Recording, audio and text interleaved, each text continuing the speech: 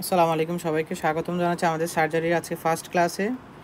তো প্রথম ক্লাসটা আমরা গতকালই লাইভ নিয়েছিলাম, তবে এখন একটু টেকনিক্যাল এররের কারণে এটা আসলে লাইভটা রেকর্ডেড হয় নাই। যাই হোক, আমি আবার পুনরায় রেকর্ড করতেছি। তো রেকর্ডের সময় হয়তো লাইভের চেয়ে কিছু কথা মিস হয়ে যেতে পারে। যাই হোক, যারা লাইভ করছেন তাদের জন্য অবশ্যই এটা পজিটিভ। নেক্সট থেকে আশা করি লাইভটাই আমরা রেকর্ডেড করে শেয়ার করার চেষ্টা করব। ওকে, প্রথম ক্লাসটা একটু আমরা অ্যাডজাস্ট করে নিই সবাই। আচ্ছা, দেখেন।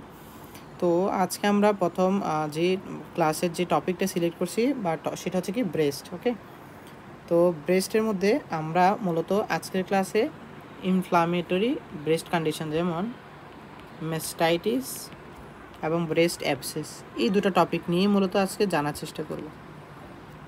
মেস্টাইটিস এবং ব্রেস্ট অ্যাবসেস। ওকে, তো এই দুটো টপিক জানার আগে আমরা শুরুতে একটু ব্রেস্টের অ্যানাটমিক্যাল স্ট্রাকচারটা একটু দেখে নিই। ওকে, দেখেন, ব্রেস্টের শুরুর দিকে যে সেন্টারটা থাকে সেটাকে আমরা নিপেল বলি, সেটা সারাউন্ডিং একটু ব্ল্যাকিশ এরিয়াটাকে আমরা এরিওলা বলি। ওকে, তো এরিওলার পেছনে যে ডাকটা যায় সেটাকে আমরা ল্যাকটিফেরাস ডাক্ট বলি। ওকে, ল্যাকটিফেরাস ডাক্ট, এই ডাক্টটার যে ডাইলেটেড পোর্শন আছে সেটাকে আমরা অ্যাম্পোলা বলি। ডাক্টগুলো গিয়ে যেখানে শেষ হয় সেগুলোকে আমরা ব্রেস্ট লভিওল অর লভিওল বলি। ওকে, এরকম অসংখ্য লভিওল, এই যে ছোট ছোট নীল কালারে দেখতেছেন, এগুলো এক একটা লভিওল। অসংখ্য লোভিওল মিললে একটা এরকম বড় যখন তৈরি করে সেটাকে আমরা লোভ বলছি। হ্যাঁ, এরকম বড় হলে সেটাকে আমরা কি বলি? লোভ বলি। ওকে, আর এই যে খালি যেসব জায়গা দেখতেছেন ওখানে কি থাকে? ফ্যাটি টিস্যু থাকে। ওকে, ফ্যাটি টিস্যু বা ফ্যাট থাকে। আর এর পেছনে যে ফাঁসাটা দেখছি সেটা হচ্ছে পেক্টোরালিস ফাঁসা। এর পেছনে মাসেলের নাম হচ্ছে পেক্টোরালিস মেজর। দেন হচ্ছে এর পেছনে আরেকটা মাসেল পেক্টোরালিস মাইনর। ওকে, মেজরের সাথে একটা ক্লাইভিকুলার সংযুক্তি আছে, আর মাইনরের পেছনে কী থাকে? অনেকগুলো রিপস থাকে। তো যাই হোক, মাথায় রাখবেন পেক্টোরালিস ফাঁসাটাই মূলত মাসেল থেকে ব্রেস্টকে মানে আলাদা করে রাখতেছে। মাথায় রাখবেন এই জিনিসটাই মাসেল থেকে কাকে? আপনার ব্রেস্ট টিস্যু বা ব্রেস্টকে আলাদা করে রাখতেছে। ওকে, যাই হোক, এই ব্রেস্টের মাথায় রাখবেন ম্যাক্সিমাম ড্রেন কোথায় হয়? লিম্ফ্যাটিক ড্রেন ম্যাক্সিমাম মাথায় রাখবেন অ্যাক্সিলারি লিম্ফ নোড। তাহলে ব্রেস্টের কোনো একটা সমস্যা আমরা কোন লিম্ফ নোড সবার আগে চেক করবো? অ্যাক্সিলারি লিম্ফ নোড, যেহেতু ম্যাক্সিমাম ড্রেন ওখানে হয়। ওকে, অ্যাবাউট 80 to 85%। আর বাকি ড্রেন হয় কোথায়? Internal mammary lymph nodes. Okay, তাহলে দুই জায়গায় লিম্ফ্যাটিক্স অফ ব্রেস্ট ড্রেন করে, একটা হচ্ছে অ্যাক্সিলারি লিম্ফ নোডস, দুটো নম্বর হচ্ছে ইন্টারনাল মেমারি লিম্ফ নোডস। এগুলো ছাড়া আরও কয়েকটা জায়গা আছে যেগুলো আমি মেনশন করি না, যেগুলো একটু ইম্পর্টেন্ট কম। তাহলে অ্যানাটমিক্যাল স্ট্রাকচার জেনে নিলাম। এবার আমরা আসি ব্রেস্টের ডিজিজ। ব্রেস্টের আমাদের ভাইবার জন্য, এটা রিটেনে আসে না, 4 প্রকারের ডিজিজ সম্পর্কে আমাদের জানতে হবে। ওকে, নাম্বার 1 হচ্ছে কি benign breast disease. Number 1 benign breast disease. Okay, number 2 হচ্ছে injuries of breast or disease which is occurred due to injury of breast. Number 3 হচ্ছে ইনফ্লামেশন, আর নাম্বার 4 হচ্ছে নিউপ্লাজম। ওকে, তাহলে 4 রকমের ডিজিজ আমরা জানলাম। একটা হচ্ছে বিনাইন ব্রেস্ট ডিজিজ, 2 নম্বর হচ্ছে ইঞ্জুরি, থার্ড হচ্ছে ইনফ্লামেশন, ফোর্থ হচ্ছে নিউপ্লাজম। নিউপ্লাজম মানে হচ্ছে tumour, it may be benign or malignant. বিনাইনের মধ্যে গাইড বয় বলেন, মেইন বয় বলেন, অনেকগুলো নাম আছে, যেগুলো মোস্ট ইম্পর্টেন্ট সেগুলোই আপনারা পড়বেন। বিনাইনের মধ্যে একটা হচ্ছে ফাইব্রোএডিনোমা, আর হচ্ছে কি পাইলটস টিউমার। ওকে, তাহলে এই দুটো হচ্ছে বিনাইন ব্রেস্ট টিউমার। ম্যালিগন্যান্টের মধ্যে কি আছে? Mainly carcinoma. তো দেখেন, যদি ল্যাকটিফেরাস ডাক্টে হয় সেটা ডাক্টাল কার্সিনোমা, যদি পেছনে লোভিওলা হয় সেটা লোভিওলার কার্সিনোমা। মোস্ট কমন কোনটা? Ductal carcinoma, it is about 90%, and লোভিওলার অ্যাবাউট 10%। ওকে, নিউপ্লাজম সম্পর্কে এইটুকু জানলে চলবে। বিনাইন ব্রেস্ট ডিজিজ, এটা মেইনলি হচ্ছে কি আপনার বাচ্চাদের জন্মগত থাকতে পারে, যেমন কনজেনিটাল। এটা pregnant women at the time of প্রেগনেন্সিতে হতে পারে। আর লাস্ট অন হচ্ছে এনডিএ, একটা শব্দ আছে এনডিএ, এর উপর আমাদের সেকেন্ড ক্লাস থাকবে, আমি সেদিন আরেকটা এনডিএ এর অ্যাব্রিভিয়েশন, এটার আন্ডারে কী কী ডিজিজ আছে সবগুলো বলবো। ওকে, আপাতত এইটুক মাথায় রাখেন যে বিনাইন ব্রেস্ট ডিজিজ বলতে আমরা মূলত congenital breast disease, NDI, pregnancy related breast ডিজিজগুলোকে বুঝি। ওকে, যেমন কনজেনিটাল ম্যাস্টাইটিস থাকতে পারে, একটা পেশেন্টের কী থাকতে পারে? Congenital mastitis, it is a benign breast disease. Okay, but যখন ম্যাস্টাইটিস শুধু লিখবো অথবা ব্যাকটেরিয়াল ম্যাস্টাইটিস লিখবো, this is term as inflammatory breast disease. Okay, তাহলে একটু আলাদা করার চেষ্টা করব। আর প্রেগনেন্সি রিলেটেড ব্রেস্টের যে সমস্যা সেটাকে আমরা বলি কি গ্যালাক্টোসিল, সেটাকে আমরা কি বলি? গ্যালাক্টোসিল। ওকে, এই গ্যালাক্টোসিল হচ্ছে প্রেগনেন্ট ওমেনদের হয়, আর এই সময় আমরা তার ব্রেস্টে যে প্রবলেম হয় তার জন্য ট্রিটমেন্ট হিসেবে কী দিই? ব্রোমোক্রিপ্টিন ইউজ করি। ওকে, ব্রোমোক্রিপ্টিন আমরা ইউজ করি। আর এই সময় মাথায় রাখবেন, যদি বাচ্চা মিল্ক খায় বা ব্রেস্ট মিল্ক ব্রেস্ট ফিডিং করে, সেই সময় কিন্তু আমরা কী দিতে পারবো না, ব্রোমোক্রিপ্টিন দিতে পারবো না। তাহলে কখন দিব না, যদি বাচ্চা ব্রেস্ট ফিড করে। ওকে, গ্যালাক্টোসিস কাদের হয়, প্রেগনেন্ট ওমেনদের হয়, আফটার ডেলিভারি আর বিফোর ডেলিভারিও হতে পারে। যাই হোক, তাহলে এইখান থেকে প্রেগনেন্সি রিলেটেড একটা কন্ডিশন মাথায় রাখেন। অ্যান্ড এরপরে বলবো কনজেনিটাল মধ্যে কনজেনিটাল ম্যাস্টাইটিস, এছাড়া কারো ধরেন ব্রেস্ট নাই বা ব্রেস্টের নিপেলের প্রবলেম, নিপেল রিট্রাকশন বা নিপেলের সংখ্যা বেশি, এরকম অনেকগুলো কনজেনিটাল ডিজিজ থাকতে পারে। একটু কষ্ট করে টার্মগুলো জেনে নেবেন, পাইবার জন্য একটু করে মাথায় রাখতে পারেন।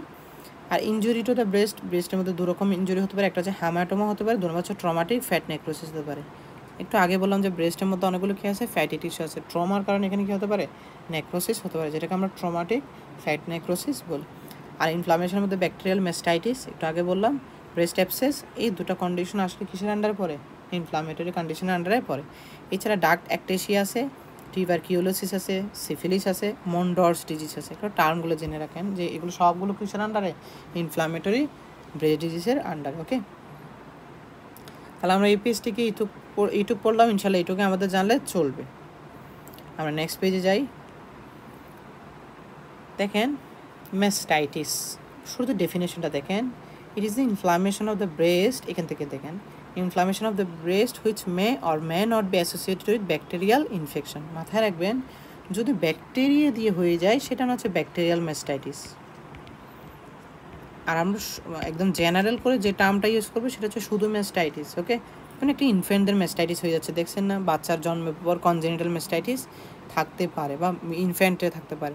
তো সামটাইমস এমন হয় যে কি ইনফ্যান্ট হোক বা ল্যাকটেটিং মাদার হোক, তাদের ম্যাস্টাইটিস হলো, but it is not due to bacterial infection. That means আমরা ম্যাস্টাইটিসের ডেফিনেশন বলার সময় কী করব, ব্যাকটেরিয়া শব্দটা উচ্চারণ করব না, মানে আমরা ফিক্সড করে বলবো না যে ব্যাকটেরিয়া দিয়ে হবে, বলবো which may or may not be associated with bacterial infection. Okay, guide বই ডেফিনেশনটা এরকম সুন্দর করে নেয়, একটু নোট ডাউন করে রাখেন, গাইড বই লিখে রাখেন পারলে। ওকে, আর দেখেন ম্যাস্টাইটিস ইনফ্যান্টদের যখন হয় সেটাকে আমরা কী বলি, কনজেনিটাল ম্যাস্টাইটিস বলি।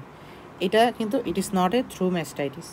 ইনফ্যান্টে যে ম্যাস্টাইটিস হয় it is not a true mastitis. Okay, এটা সম্পর্কে একটু করে জানেন, আমি ভেরিয়েন্ট লাভতে কয়েকটা পয়েন্ট লিখছি, সব দরকার নয়, যেগুলো লিখছি সেগুলোই পড়বেন শুধু। এটা ছেলে বাচ্চাদের বেশি হয়। এটা কখন বেশি হয়, যখন ম্যাটার্নাল এস্ট্রোজেন গিয়ে প্রোলেকটিনকে স্টিমুলেট করবে। এই বাচ্চার ব্রেনে যে প্রোলেকটিন সিক্রেশনের যে গ্ল্যান্ড আছে সেটাকে যখন কি করে, সার্কুলেশন থেকে এস্ট্রোজেন যখন বাচ্চার বডিতে গিয়ে প্রোলেকটিনকে স্টিমুলেশন করে, তখনই পেশেন্টের কী হতে পারে, বাচ্চার ইনফ্যান্ট ম্যাস্টাইটিস বা কনজেনিটাল ম্যাস্টাইটিস হতে পারে। It is a physiological process, organism involve in this physiological process staphylococcus aureus. Okay, then হচ্ছে কি আমরা আরেকটা কথা শুরুতেই বললাম, it is not a true mastitis. Okay, যাই হোক, তাহলে it is not a true mastitis. তাহলে এই যে কনজেনিটাল ম্যাস্টাইটিস সম্পর্কে এইটুকু জানলে চলবে। এবার আসি টাইপস।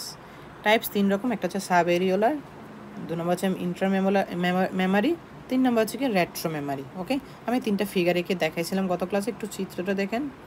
এই যে দেখেন, এটা ধরেন একটা ব্রেস্ট যদি চিন্তা করি, এটা যদি তার কি হয়, নিপেল এরিওলা হয়, এটার পেছনে যখন এরিওলার কাছাকাছি হয় সেটাকে আমরা বলি কি সাব এরিওলার ম্যাস্টাইটিস। ওকে, যখন একটু ডিপার স্ট্রাকচার ফেটি টিস্যুতে গিয়ে হয় তখন সেটাকে আমরা বলি কি ইন্ট্রামেমারি ম্যাস্টাইটিস। তাহলে মাথায় রাখেন, এরিওলার একটু পেছনে, সাব এরিওলার অনেক বেশি পেছনে এবং ডিপার স্ট্রাকচারে থাকলে সেটাকে আমরা কি বলি, ইন্ট্রামেমারি ম্যাস্টাইটিস বলি। ওকে, হার্ট যখন দেখবেন যে সেটা পেক্টোরালিস ফাসাকে ক্রস করে আর পেছনে আসে, সেটাকে আমরা তখন কি বলি, রেট্রোমেমারি ম্যাস্টাইটিস। তাহলে এগুলো on the basis of location ম্যাস্টাইটিসকে আমরা 3টা ভাগে ভাগ করতে পারি। অর্গানিজম ইনভলভড মেইনলি হচ্ছে স্টেপ অরিয়াসটা মাথায় রাখবেন, এছাড়া আদার্স হিসেবে কি আছে, ইকলাই আছে, বিটা হেমোলাইটিক, স্ট্রেপ্টোকক্কাই আছে। ওকে, আর এই 3টা দ্বারা যে ম্যাস্টাইটিসটা হয় সেটাকে ইউজুয়ালি আমরা কি বলবো, ব্যাকটেরিয়াল ম্যাস্টাইটিস বলবো। এবং it is a most common variety এবং associated with lactation. Usually lactating মাদারের ব্যাকটেরিয়াল ম্যাস্টাইটিস বেশি হয়। কেন হয়, কারণ ল্যাকটেটিং মাদারের, আমি গতকাল যখন লাইভ সেশন নিচ্ছিলাম তখনও বলছিলাম যে ল্যাকটেটিং মাদারে যখন বাচ্চাটা ব্রেস্ট ফিড করতে যায় তখন সামটাইমস সোর ওর ক্র্যাক নিপল ফর্মেশন হয়ে যায়। সামটাইমস কি হয়, বাচ্চার ব্রেস্ট ফিডিংয়ের কারণে, বাচ্চার যদি বা দাঁত নাই, বাট বাচ্চার যে চোয়ালগুলো আছে, ঊর্ধ্ব চোয়াল এবং নিম্ন চোয়াল, আপার আর লোয়ার জো, এগুলোর ও তো ব্রেস্ট ফিড করতে এগুলো ইউজ করে। সেক্ষেত্রে সামটাইম দেখা যায় কি বাচ্চার মায়ের ব্রেস্টে কী হয়, আপনার সোর অর ক্র্যাক নিপল ফর্মেশন হয়। তো যখন সোর ক্র্যাক নিপল হয় সেই ক্ষেত্রে কী হয়, খুব সহজে ওই ক্র্যাক দিয়ে অর্গানিজম এন্টার করতে পারে, পেশেন্টের কী করতে পারে, অর্গানিজম এন্টার করে ইনফ্লামেশন করতে পারে, যেটাকে আমরা কী বলি, মেস্টাইটিস বলি। উইথ দ্য টাইম আমি যদি চিকিৎসা না নিই এখানে কী হয়, পাস ফর্মেশন হয় এবং it may goes to the breast abscess. Okay, তাহলে মেস্টাইটিস থেকে ব্রেস্ট অ্যাবসেস হওয়ার জন্য দায়ীকে ইমপ্রপার ট্রিটমেন্ট অর আমি যদি অ্যান্টিবায়োটিক সঠিক সময়ে শুরু না করি। ওকে, আর এটা আমাদের সিইওতে একবার আসছিল ব্রেস্ট অ্যাবসেসের মেকানিজম, সেটা জানতে হবে আমাদের পরীক্ষার জন্য। ওকে, তাহলে আমরা এখন কি পড়লাম বলেন তো, এটিওলজিটা পড়লাম। তাহলে এটিওলজিটা কি, ল্যাকটেশনাল মেস্টাইটিসের এটিওলজি পড়লাম, যে সোর এবং ক্র্যাক নিপল হয় সেসব মাদারে, দেন অর্গানিজম এন্টার করে কী করে, মেস্টাইটিস করে। ওকে, এবং আস্তে আস্তে এই mastitis plus minus abscess formation, এই কথা কেন লিখলাম, যদি আমি চিকিৎসা না নিই পাস ফর্মেশন হতে পারে, আর পাস ফর্মেশন হলে পেশেন্টের অ্যাবসেস ফর্মেশন হতে পারে, which is called breast abscess. Okay, আর মাথায় রাখেন যে ল্যাকটেটিং মাদার ছাড়া বাকি কিছু কন্ডিশনে যেমন মেস্টাইটিস হয়, যেমন ইনভার্টেড আর রিট্রাক্টেড নিপল থাকলে, যেমন দেখেন নর্মালি নিপলটা এরকম বাইরের দিকে থাকে। ওকে, বাট যদি নিপলটা এরকম কখনো ভেতরের দিকে ঢোকানো থাকে সেটাকে আমরা কী বলি, ইনভার্টেড আর রিট্রাক্টেড নিপল। ওকে, এরকম পেশেন্টের ল্যাকটিফেরাস ডাক্টটা কী হয়, ব্লক থাকে। হ্যাঁ, কেন ব্লক হয়ে যায়, কারণ এদের কী হয়, এপিথেলিয়াল ডেব্রিস এখানে জমা হয়ে কী হয়, ব্লকড হয়। তো ব্লকড হয়ে পেশেন্টের কী হতে পারে, আপনার আস্তে আস্তে মেস্টাইটিস হতে পারে। কেমনে হয়, কারণ ব্লকড হলে অর্গানিজম এন্টার করার চান্স খুব বেশি বেড়ে যায়, চান্স অফ ইনফেকশন বেড়ে যায়, যার কারণে পেশেন্টের কী হয়, আপনার মেস্টাইটিস হয়। ওকে, তাহলে এটা হচ্ছে রিট্রাক্টেড এবং ইনভার্টেড রিট্রাক্টেড নিপেলের ক্ষেত্রে বললাম। তাহলে রিস্ক ফ্যাক্টর দুটো কথা আমরা বলে ফেললাম অলরেডি। একটা হচ্ছে lactating mother which may present with cracked nipple. Okay, lactating মাদারের ক্র্যাক নিপলের কারণে হতে পারে অথবা ট্রমার কারণে, আর হচ্ছে কি রিট্রাক্টেড নিপল। এই দুটো কন্ডিশন আমরা কিন্তু ব্যাখ্যা সহ জানলাম কেন এদের মেস্টাইটিস হয়।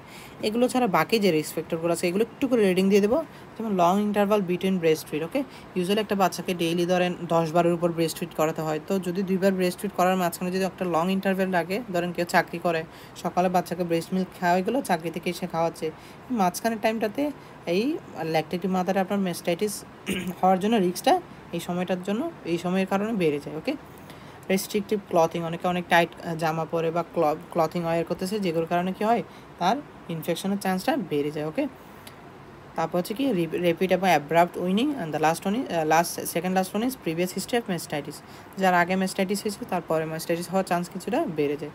আর লাস্ট কি, পুয়ার হেলথ অ্যান্ড নিউট্রিশন। তাহলে এগুলো হচ্ছে রিস্ক ফ্যাক্টর অ্যাবাউট মেস্টাইটিস। এবার দেখেন ক্লিনিক্যাল ফিচার্স। ক্লিনিক্যাল ফিচার্স হচ্ছে কি, সাইন অফ ইনফ্লামেশনগুলো বলবো। ইনফ্লামেটরি সাইন কী কী আছে বলেন তো, একটা হচ্ছে পেইন, যেটাকে আমরা কী বলছি, মেস্টালজিয়া বলছি। তাহলে পেইন থাকতে পারে, রেডনেস থাকতে পারে, সুইলিং থাকতে পারে, ফিভার থাকতে পারে। ওকে, তাহলে এগুলো হচ্ছে সাইন অফ ইনফ্লামেশন। ওকে, এই ছাড়া পেশেন্টের আর কী থাকতে পারে, ফ্লু লাইক সিমটম, যেমন কাফিং, স্নেজিং, রাইনোরিয়া, এগুলো বলতে পারেন, নেজাল অবস্ট্রাকশন। আর পেশেন্ট যদি অ্যাবসেস ফর্মেশন হয় সেক্ষেত্রে আমরা অ্যাবসেসের সাইনগুলো পাবো। ওকে, এখন দেখেন অ্যাবসেস থেকে মেস্টাইটিস আলাদা করার জন্য অনেকগুলো ডিফারেন্সিয়েটিং পয়েন্ট আছে, এর মধ্যে একটা পয়েন্ট হচ্ছে কি, ফিভার। মাথায় রাখবেন যে যার মেস্টাইটিস তার ফিভারটা ইউজুয়ালি কিছুটা কম থাকবে, লাইক লো গ্রেডেড ফিভার, আর যার ব্রেস্ট অ্যাবসেস তার ফিভারটা একটু হাই গ্রেডেড টাইপসের হবে। যার কারণে আমি একটা কথা লিখলাম, দেখেন যে ফিভার অত বেশি না in case of mastitis, but in case of breast abscess this fever may in high graded nature. Okay, আর একটা কথা মাথায় রাখবেন যে কি, the pain in the breast is call mastalgia which may be cyclical or may be acyclical. আমাকে final প্রফের ভাইভাতে জিজ্ঞেস করছিল যে সাইক্লিক্যাল মেস্টালজিয়া সম্পর্কে বলো, ওপেন করে কোয়েশ্চেনটা করছিল, আমি মোটামুটি এই টার্মটা আমার পরিচিত ছিল, আমি বলছিলাম। তাহলে কী বলবেন, what is cyclical mastalgia? When mestalgia relates with the menstruation, this is called cyclical mestalgia. আর যখন রিলেশন থাকবে না মেনস্ট্রুয়েশনের সাথে, then this is call as cyclical মেস্টালজিয়া।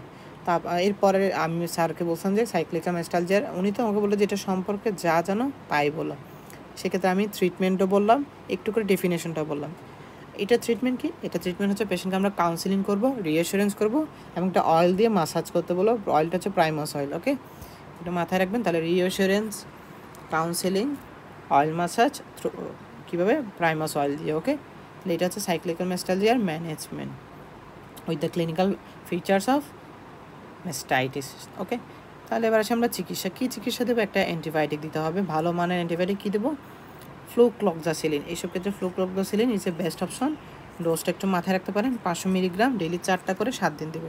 ওকে, তাহলে মানে 28টা। ওকে, আর এটা খুবই মোটামুটি দাম কম আছে, 10 টাকা করে পাওয়া যায় খুব সম্ভবত। তাহলে ফ্লুক্লক্সাসিলিন দেবো কয়টা, ডেইলি 4টা করে, 7 দিনে 28টা দিব। ওকে, আর কোএমক্স বা কোএমক্সিক্লাব যেটা অপশন রাখলাম সেটা হচ্ছে লিখবেন, বাট প্র্যাকটিসের সময় একটা পেশেন্ট যখন আসবে তখন কিন্তু আমরা পেশেন্ট ফ্রেন্ডলি ড্রাগগুলো ইউজ করবো, তার টাকার কথা চিন্তা করে। ওকে, 2 নম্বর হচ্ছে কি অ্যাপ্রোপ্রিয়েট অ্যান্টিবায়োটিক দেবে। Infected breast should be empty through breast feeding or by breast pump. তার মানে বোঝাচ্ছে কি ইনফেক্টেড ব্রেস্ট যেটা আছে সেটা দিয়ে কিন্তু ব্রেস্ট ফিডিং করা যাবে। মাথায় রাখবেন ব্রেস্ট অ্যাবসেসের ক্ষেত্রে কিন্তু করা যায় না, but in case of mastitis আপনি ইনফেক্টেড ব্রেস্ট দিয়ে ব্রেস্ট ফিডিং করাতে পারবেন। কারণ আপনার এখন টার্গেট হচ্ছে কি এখানে এই ব্রেস্টটাকে একটু রেস্ট দেওয়ার জন্য আপনি চেষ্টা করবেন যাতে কি হয় পেশেন্ট কী করে পেশেন্টের যে মিল্কটা আছে ব্রেস্টে, ও মিল্কটা যেটা জমে আছে সেটা যাতে সে ব্রেস্ট ফিড করানোর মাধ্যমে কমাই ফেলে, বা সে সাথে আপনি ব্রেস্ট পাম্প ইউজ করতে পারেন যেটা একটা আর্টিফিশিয়াল মেথড। তাহলে আমার টার্গেট হচ্ছে পেশেন্টের ব্রেস্টে যে মিল্কটা জমে আছে সেটা কোনোভাবে শেষ করা, either through breast feeding or breast pump. Even শেষ না হলেও কিন্তু ব্রেস্ট ফিডিংটা কন্টিনিউ করতে থাকবো। ম্যাস্টাইটিসের ক্ষেত্রে ব্রেস্ট ফিডিং করানো যাবে, মাথা রাখবেন, অ্যাবসেসের ক্ষেত্রে করানো যায় না। তাহলে 3 নম্বর পয়েন্টটা দেখেন মেনটেন রেগুলার ব্রেস্ট ফিডিং। ওকে, তাহলে বলছি কি সবসময় ব্রেস্ট ফিডিং করাতে, আর ওখানে বলছি কি regular breast feeding should be with help in affected breast. এটা হচ্ছে ব্রেস্ট অ্যাবসেসের সাথে ম্যাস্টাইটিসের ট্রিটমেন্টের মধ্যে ডিফারেন্সিয়েটিং পয়েন্ট, যে একটাতে ব্রেস্ট ফিড করাতে পারবো আরটাতে পারবো না। ওকে, আর পেশেন্টের যেহেতু ব্যথা থাকবে টু রিলিভ দ্য পেইন আমি সাপোর্ট অফ দ্য ব্রেস্ট দিতে পারি, লোকাল হিট ইউজ করতে পারি, অ্যানালজেসিক ইউজ করতে পারি। So this is the treatment procedure for mastitis. Okay, but পেশেন্টে যদি আপনার কি হয় অ্যান্টিবায়োটিক দিচ্ছি বাট দেখতেছেন যে সোয়েলিং কমতেছে না, উল্টা আরও শক্ত হয়ে যাচ্ছে, that means patient may develop antibioma, যেটা আমার একটু ভুলের কারণে হয়েছে, আমি একটু মিসডায়াগনোজ করে ফেলছি যে this is a case of mastitis. But আমার আসলে ভুল যেটা হলো সেটা হচ্ছে কি আমি এটাকে এক্সক্লুড করে নেই, either it is mastitis or breast abscess or there may be some pus in the breast tissue. Okay, যদি পাস জমে থাকে সেক্ষেত্রে আমরা অ্যান্টিবায়োটিক আগে দিব না, আগে হচ্ছে পাসটাকে ড্রেন করব, দেন হচ্ছে আমরা অ্যান্টিবায়োটিক দেবো, otherwise antibioma formation occurs. Okay, তাহলে মাথায় রাখবেন before antibiotic prescribing we should exclude two condition like any pus in the breast tissue or it is not a case of breast abscess, এই দুটো আমরা এক্সক্লুড করতে হবে, দেন আমি অ্যান্টিবায়োটিক দেবো, দেন পেশেন্ট আস্তে আস্তে পেশেন্টের কন্ডিশন ইমপ্রুভ হবে। যদি দেখতেছে ইমপ্রুভ হচ্ছে না, উল্টা সোয়েলিং আরও বড় হয়ে যাচ্ছে, শক্ত হয়ে যাচ্ছে, that means patient may have breast abscess which now convert into the antibioma. Okay, তাহলে অ্যান্টিবায়োটিকের ক্ষেত্রে এটা একটু মাথায় রাখবেন, এই কথাটা একটু অ্যাড করেন। ইফ পাস ফরমেশন অকার্স দেন আমরা কী করবো, অ্যান্টিবায়োটিক দেবো না, আমরা কী করবো সেক্ষেত্রে অ্যাসপিরেশন করতে পারি অথবা ইনসিশন অ্যান্ড ড্রেনেজ করতে পারি। অ্যাসপিরেশন করা যায় অথবা incision and drainage plus further management, মানে কি তখন আমরা ব্রেস্ট অ্যাবসেসের যে ম্যানেজমেন্টগুলো আছে সেটা দিব। ওকে, অ্যান্টিবায়োটিক দিলে কি হয়ে যায়, অ্যান্টিভায়োমা হয়ে যায়, মাথায় রাখবেন। ওকে, আর তাহলে আমরা এই হচ্ছে ব্রেস্ট ম্যাস্টাইটিস সম্পর্কে জানলাম, ইনশাল্লাহ এইটুকু জানলে চলবে, আর কিছু এখানে বাকি নেই, আমরা সেকেন্ড টপিকে যেতে পারি। আচ্ছা, ইনভেস্টিগেশন আমি বাদ দিয়ে চলে গেছি। What are the investigation of for mastitis? মাথায় রাখবেন আপনি কমপ্লিট ব্লাড কাউন্ট করতে পারেন, যেখানে আপনি নিউট্রোফিলিক লিউকোসাইটোসিস পাবেন, ইএসআর লেভেলটা হাই পেতে পারেন, ব্লাড কালচার যদি করেন আপনি অর্গানিজম পেতে পারেন, আর আলট্রাসোনোগ্রাফি করবেন টু এক্সক্লুড ব্রেস্ট অ্যাবসেস। ওকে, তবে একটা কথা মাথায় রাখবেন, ইন 60 ইয়ার্স লেডি যদি আপনার কাছে ব্রেস্ট প্রবলেম নিয়ে আসে, আপনার কাছে এই রেডিওলজিক্যাল ইনভেস্টিগেশন হিসেবে আলট্রাসোনোগ্রাফি এবং ম্যামোগ্রাফি দুটো অপশন আছে, সেক্ষেত্রে আপনি কোনটা চুজ করবেন? অবশ্যই ম্যামোগ্রাফি, বিকজ বয়স্ক মহিলাদের ক্ষেত্রে ম্যামোগ্রাফি ভালো অপশন। তবে এরকম একটা ল্যাকটেটিং মাদার যে ব্রেস্ট অ্যাবসেস অর ম্যাস্টাইটিস নিয়ে আসছে তার জন্য ভালো অপশন হচ্ছে কি আলট্রাসোনোগ্রাফি। ওকে, আলট্রাসোনোগ্রাফি কেন ইয়াংদের করি? কারণ ইয়াংদের ব্রেস্টে ডেন্স থাকে অনেক বেশি, যেখানে আলট্রাসোনোগ্রাফি খুব ভালো একটা রোল প্লে করে, আর বয়স্কদের ক্ষেত্রে ডেন্সিটিটা কম থাকে, সেজন্য আলট্রাসোনোগ্রাফি অত ভালো অপশন না, ভালো শেডও পাওয়া যায় না, ম্যামোগ্রাফি বেস্ট অপশন। ওকে, একটু মাথায় রাখবেন। তো আলট্রাসোনোগ্রাফি করবো to exclude breast abscess. Okay, that's all from mastitis. Now breast abscess ডেফিনেশনটা একটু দেখেন, collection of pus in the breast tissue which may occurs as a complication of mastitis, it is call breast abscess. Okay, একটা পেশেন্টের mastitis হলো, আমি proper টাইমে treatment দিই নাই, পেশেন্টের অথবা ইমপ্রপার ট্রিটমেন্ট দিছে, যার কারণে পেশেন্টের কী হয়ে গেলো, পাস ফরমেশন হয়ে ব্রেস্ট অ্যাবসেসে কনভার্ট হয়ে গেলো। মেকানিজমটা কি, mastitis with the time pass formation কি হলো, অ্যাবসেস ফর্মেশন হলো। ওকে, এই ক্ষেত্রে অর্গানিজম কি, স্টেফ অরিয়াস। ওকে, আর টাইপস কি, এটারও দুইটা টাইপস আছে কার, ব্রেস্ট অ্যাবসেসের, either it may be acute breast abscess or chronic breast abscess. দুটোর মধ্যে পার্থক্যটা কি দেখেন, একিউট হচ্ছে একটা নিউলি পেশেন্ট আপনার কাছে মেস্টাইটিস ফলোড বাই অ্যাবসেস নিয়ে আসলো, সেটা হচ্ছে কি একিউট ব্রেস্ট অ্যাবসেস। বাট একটা পেশেন্টের হিস্ট্রি অফ ব্রেস্ট অ্যাবসেস আছে, হিস্ট্রি অফ ড্রেনেজ আছে, হিস্ট্রি অফ অ্যাসপিরেশন আছে, এই পেশেন্ট যখন পুনরায় আপনার কাছে অ্যাবসেস নিয়ে আসবে, that means this is chronic abscess. Okay, তাহলে ইমপ্রপার ড্রেনেজ, ইমপ্রপার ট্রিটমেন্টের কারণে একটা একিউট অ্যাবসেসের কন্ডিশনকে আমরা আস্তে আস্তে কী নিয়ে আসতে পারে, ক্রনিক কন্ডিশনে চলে আসতে পারে। আর একিউট কখন আসে, একটা নিউলি পেশেন্ট যেটা মেস্টাইটিসের পেশেন্ট ছিল, সঠিক টাইমে চিকিৎসা নেন নাই, তার পাস ফর্মেশন হয়ে কী হয়ে গেলো, একিউট মেস্টাইটিস হয়ে গেলো। ওকে, আর মেস্টাইটিস কাদের বিষয় হয়, অবশ্যই ল্যাকটেটিং মাদারের। সুতরাং ব্রেস্ট অ্যাবসেস কাদের বিষয় হয়, তাও কি ল্যাকটেটিং মাদারের। ওকে, তাহলে clinical features of acute breast abscess কী আছে, মেস্টাইটিসের ফিচার্সগুলো থাকবে, তবে কিছুর প্রমিনেন্ট আকারে। মানে কি, এখানে সোয়েলিংটা অনেক বেশি থাকবে, এখানে পেইনটাও বেশি থাকবে, এখানে টেন্ডারনেসটাও বেশি থাকবে। ওকে, এবং এটা কাদের বিষয়, ল্যাকটেটিং মাদারের বিষয় হয়। আর হচ্ছে কি, এই ক্ষেত্রে আপনি কী পাবেন, অ্যাবসেসের উপর একটা কী পাবেন, 5 পয়েন্ট পাবেন। ইউজুয়ালি যেটা মেস্টাইটিসে আমরা পাবো না। তো মেস্টাইটিস থেকে ব্রেস্ট অ্যাবসেসকে আলাদা করার জন্য একটা পয়েন্ট কি, 5 পয়েন্ট। আর একটা পয়েন্ট একটু আগে বললাম কি, ফিভার। দেন এখন বলতেছে সোয়েলিং, টেন্ডারনেস, 4-5টা পয়েন্ট অলরেডি আমরা পেয়ে গেলাম। ওকে, ওভারলাইং স্কিনটা রেড দুই জায়গায় থাকবে, হট অ্যান্ড টেন্ডার দুই জায়গায় থাকবে, তবে লাম, প্রমিনেন্ট লামটা ইউজুয়ালি আমরা ব্রেস্ট অ্যাবসেসে পাবো। আর ফ্লাকচুয়েশন টেস্ট পজিটিভ। ফ্লাকচুয়েশন মানে একটু করে, ফ্লাকচুয়েশন মানে আপনি একটু করে মাথায় রাখবেন যে কি, এই জিনিসটার প্রসিডিউরটা ইউজুয়ালি আমরা সোয়েলিংয়ের ক্ষেত্রে করি, তবে এটার ক্ষেত্রে কিছু জিনিস আছে যেটা আমাদের শর্ট কেসের জন্য লাগবে। মাথায় রাখবেন, যখন একটা সুইলিং এরকম বড় সাইজের, হ্যাঁ, যখন সুইলিং এরকম বড় সাইজের, তখন আমরা ডাবল হ্যান্ড, 2 হাত ইউজ করে করি। যখন একটা সুইলিং এরকম ছোটো সাইজের, তখন আমরা ইউজুয়ালি সিঙ্গেল হ্যান্ড ইউজ করে ফ্লাকচুয়েশন টেস্টটা করি। কীভাবে করি, যদি কি হয় আপনার 2 হাত দিয়ে যখন করব, তখন আমার হাতের ইন্ডেক্স ফিঙ্গারটা এখানে রাখলাম, রাইট হ্যান্ডের থামটা এখানে রাখলাম, লেফট হ্যান্ডের থাম এখানে, লেফট হ্যান্ডের ইন্ডেক্স এখানে। ওকে, ক্রস কানেকশন আমি ফিল করব।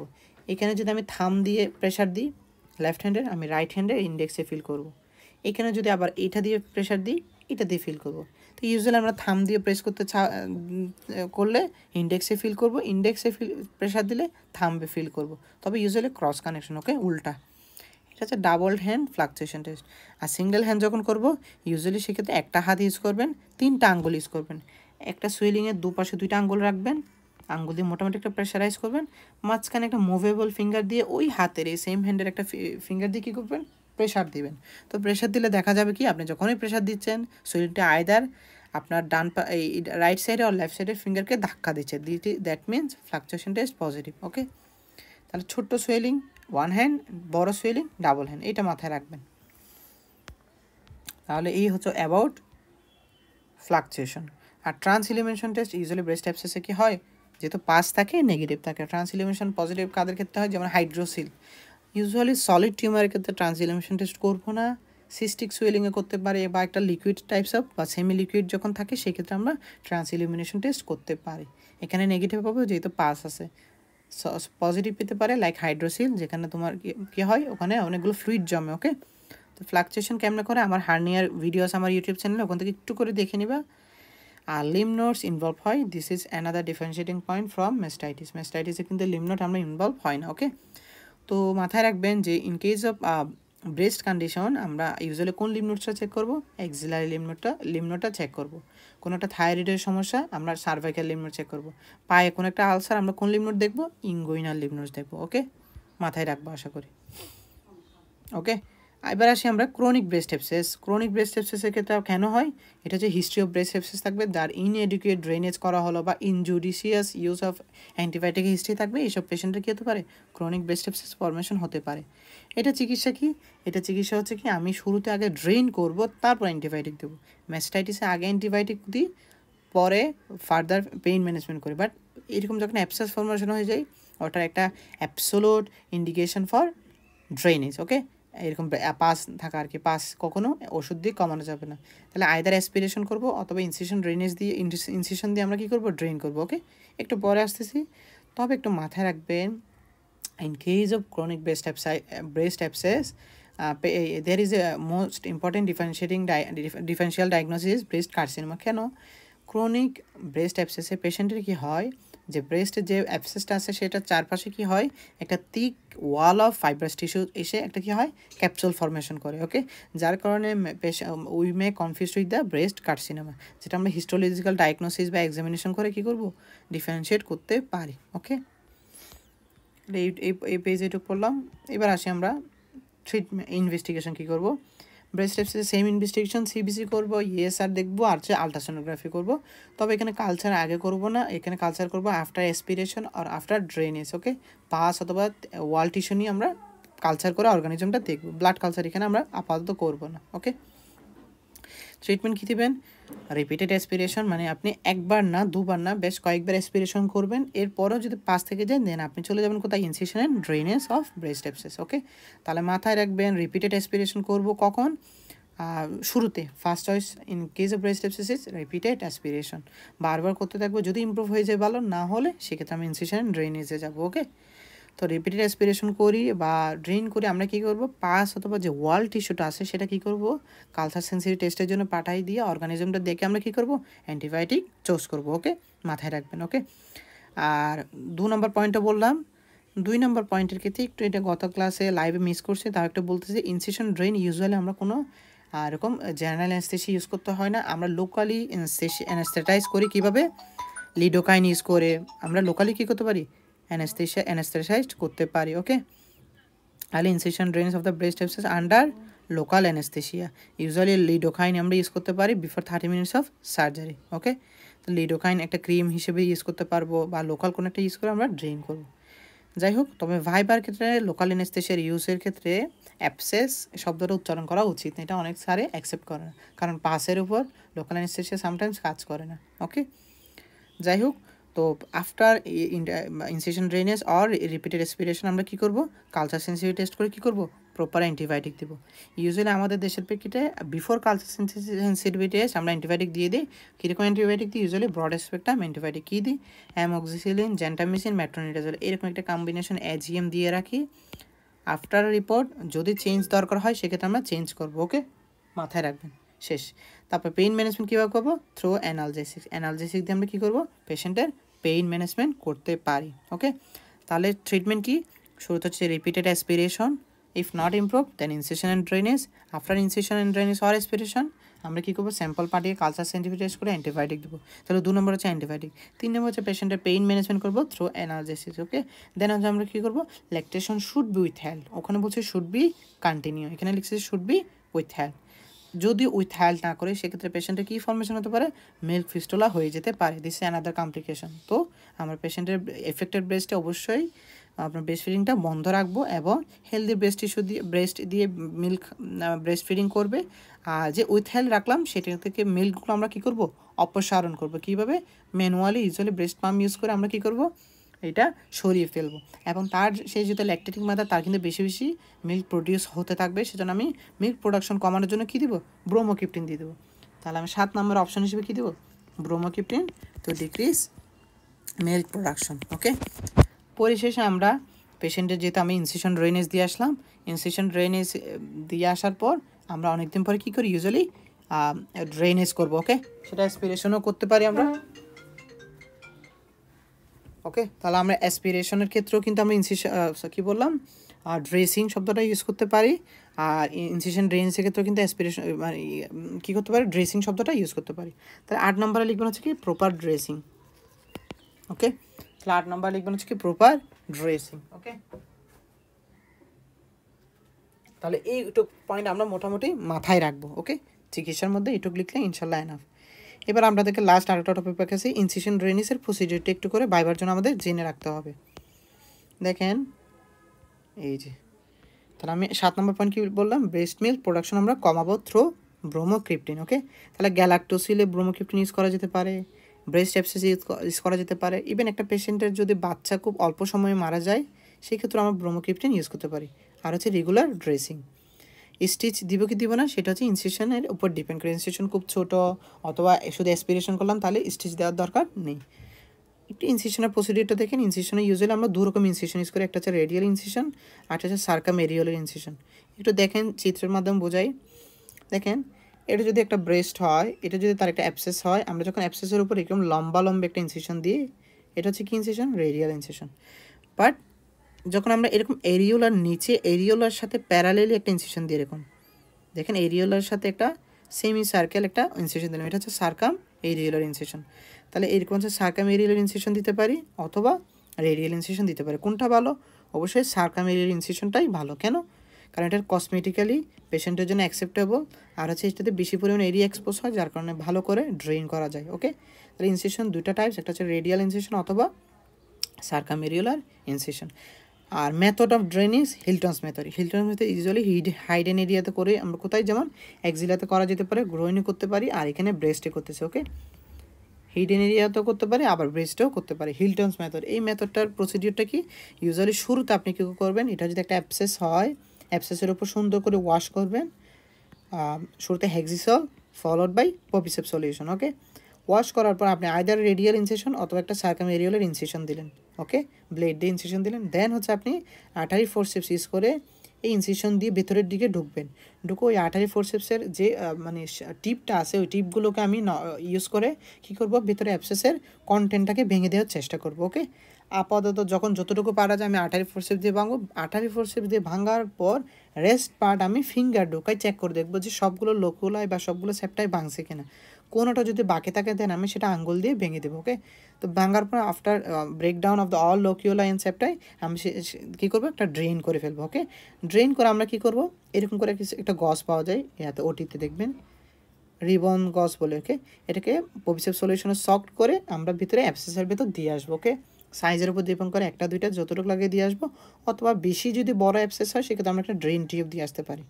ডিপেন্ডেন্ট পার্ট একটা ড্রেন টিউব দিব, যেটা আস্তে আস্তে ড্রেন করবে, যেটা হচ্ছে ন্যাচারাল একটা প্রসিডিউর আর কি। ওকে, তাহলে এই যে প্রসিডিউরের মধ্যে আমরা রেডিয়াল ইনসিশন, সার্কামেরিয়াল ইনসিশন মাথায় রাখবেন। কোনটা বেস্ট? সার্কামেরিয়াল বেস্ট। কেন বললাম সেটাও মাথায় রাখবেন। হিলটনস মেথড শব্দটা মুখস্থ করেন। আঠারি ফোরসেপ শুরুতে এন্টার করবো ইনসিশনের পরে, পরে হচ্ছে ফিঙ্গার ইউজ করে বাকি রেস্টিং কোনো রিমেইনিং সেপ্টাই থাকলে সেটাকে ডিসরাপশন করে দেবো। দেন হচ্ছে কি রিবন গজ ইউজ করে আমরা ড্রেন করাবো, রিবন গজ ইউজ করবো অথবা ড্রেন টিউব দিয়ে চলে আসবো, যাতে ডিপেন্ডেন্ট পার্ট থেকে কী হয়, ড্রেন হয়। ওকে, তাহলে গত ক্লাসে লাইভ সেশনটা আমি এইটুকু আলোচনা করছি। যেহেতু টেকনিক্যাল এররের কারণে এটা আবার রেকর্ড করলাম, হয়তো একটা দুটো শব্দ প্লাস মাইনাস হতে পারে। যদি গত ক্লাস করে থাকেন তাহলে তো ভালো, আদারওয়াইজ এইটুকু করলে কিন্তু আপনার ফাইনাল প্রফের জন্য মোটামুটি এনাফ। ওকে, তাহলে আমরা আজকের ক্লাসে এইটুকুই শেষ করি। ইনশাল্লাহ নেক্সট ক্লাসে এনডিআই এবং ফাইব্রেটিন এই দুটা ডিজিজ নিয়ে ইনশাল্লাহ আলোচনা করব। ধন্যবাদ সবাইকে।